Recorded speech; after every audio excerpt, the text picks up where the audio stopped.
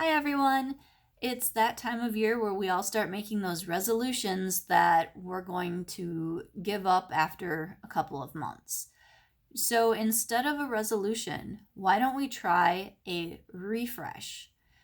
Resolutions don't really work. Why? Because we make them too big, too broad, and we want those immediate results and we never get them. Or it takes a long time to get results. The easiest example of that is weight loss.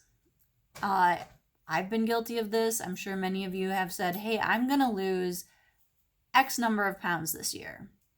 And you go to the gym, you start working out, you maybe eat better, and then end of January, end of February, and you're not seeing those pounds just like falling off.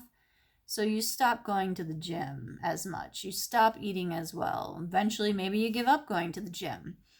So we don't get those immediate results because we're going for big goals. So a refresh, as defined by the dictionary, is to restore strength or energy and to reinvigorate.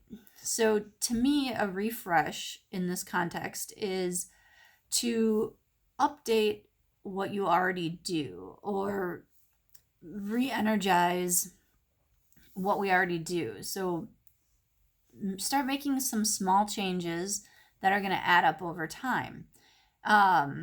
So there's a lot of areas I think that we can all use a little refresh in. The five that come to mind for me are diet, exercise, self-care, organizing, cleaning the household, and relationships. And I think there's all kinds of ways that we can kind of refresh and rejuvenate those areas of our life. For instance, diet, we're coming out of the holiday season, and we've been eating chocolates and cookies and big meals. So just start going back slowly to what you used to do. Replace, your afternoon chocolate break with fruit.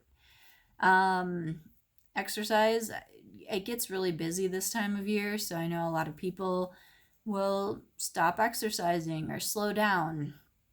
Start small. Go for a walk every day. Commit to a 15 to 20 minute walk after work or on your lunch break and just do it, no excuses.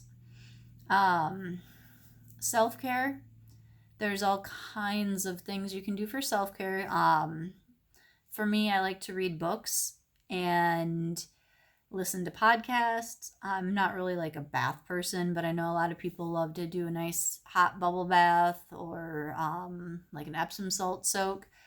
So just find those things that you like and start adding them in. For me, I try to read a book a week.